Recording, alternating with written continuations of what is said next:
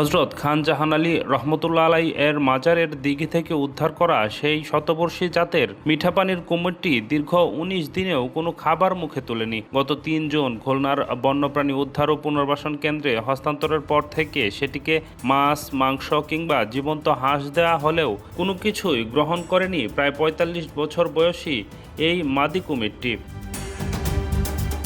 দীর্ঘদিন অনাহারে থাকায় প্রাণীটির স্বাস্থ্যগত ঝুঁকি তৈরি হচ্ছে কিনা এমন প্রশ্নের জবাবে বন বিভাগ জানিয়েছে, কুমিরটির শরীরে অতিরিক্ত চর্বি থাকায় আপাতত উদ্বেগের কোনো কারণ নেই। তবে খাঁচাবদ্ধ পরিবেশের কারণে এটি চরম মনস্তাত্ত্বিক চাপে রয়েছে বলে ধারণা করছে বন্যপ্রাণী বিশেষজ্ঞরা।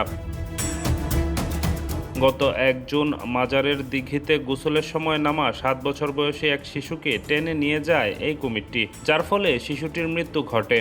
এই ঘটনার পর স্থানীয় বাসিন্দা ও মাজারের দর্শনার্থীদের মধ্যে চরম আতঙ্ক ছড়িয়ে পড়ে।